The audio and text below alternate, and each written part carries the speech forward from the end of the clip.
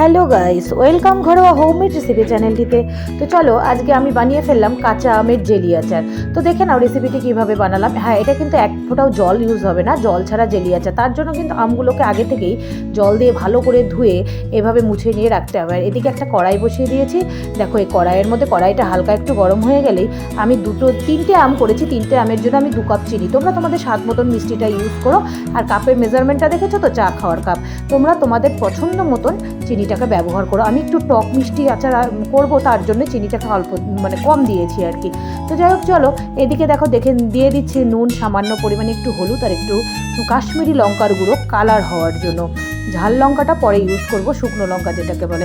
আর আমগুলোকে কিন্তু এইভাবে সরু সরু করে কেটে নিতে হবে। হ্যাঁ, আম কাটার পর কিন্তু আর ধোয়া যাবে না, সমস্তটাই চিনির রসে আমটাকে জাল করতে হবে। তো দেখো চিনির মধ্যে আমি আমগুলোকে দিয়ে দিয়েছি খুব সুন্দর করে। তারপরে এবার নাড়াচাড়া করতে করতে একটু ঢাকা দিয়ে দেবো, চিনিটা যাতে ছেড়ে দেয়, মানে জল ছেড়ে দেয়। এটাই কিন্তু শিরা, এটাই কিন্তু আমের মিষ্টি হয়ে যাবে। তো দেখো চিনিটা আস্তে আস্তে কিন্তু জল ছাড়া শুরু করে দিয়েছে। আর আমার কালারটা কি দারুণ এসেছে, তোমরা ধীরে ধীরে দেখতে পাবে। আমার আমের কালারটা এতটা সুন্দর এসেছে, মানে লোভনীয় কালার এসেছে, মুখে জল চলে আসছে আমার বলতে গিয়ে এখনই।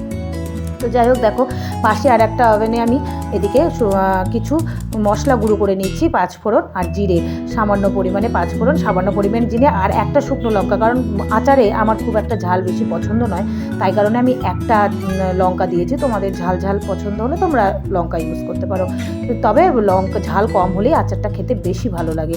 তো দেখো আমি একটু রুটির বেলনা চাকতিতে আমি বেশ সুন্দর করে দেবে মশলাগুলোকে গুঁড়ো করে নিচ্ছি। হ্যাঁ, খুব একটা গুঁড়ো মিহি পেস্ট করবো না, একটু দানা দানা রাখবো, তাহলে আচার খেতে গিয়ে এই যে মশলার পেস্টটি দাঁতে বাঁধে, এটা কিন্তু দারুণ লাগে।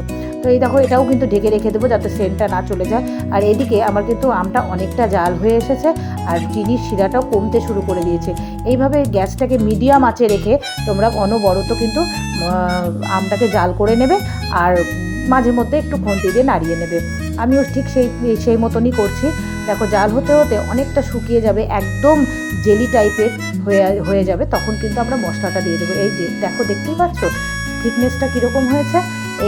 এই অবস্থাতে থাকতেই আমরা এখন আচারের মশলাটা দিয়ে দেবো। আচারের মশলাটাই কিন্তু আসল আচারের সেন্টটাকে সুন্দর করার জন্য। তো দেখো আমি পরিমাণ মতন আমের আচারের মশলাটা দিয়ে দিলাম। আমার কিন্তু সবটা মশলা লাগেনি, আমি কিছুটা রেখে দিয়েছি, পরে চাটনিটা কিন্তু কিছুটা একটা ইউজ করে ফেলবো।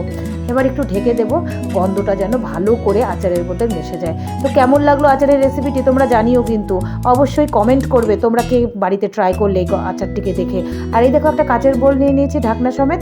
এই কাচের বোলের মধ্যে আচারটা সামান্য একটু ঠান্ডা হয়ে আসলেই আমি কিন্তু কাচের বোলের মধ্যে রেখে দেবো। আর এটা কিন্তু ফ্রিজে রেখে অনেক দিন পর্যন্ত খাওয়া যায় তোমরা যদি চাও।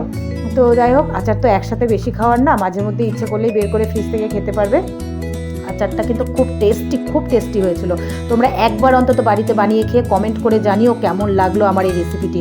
তো চলো আজকের মতন এটুকুই।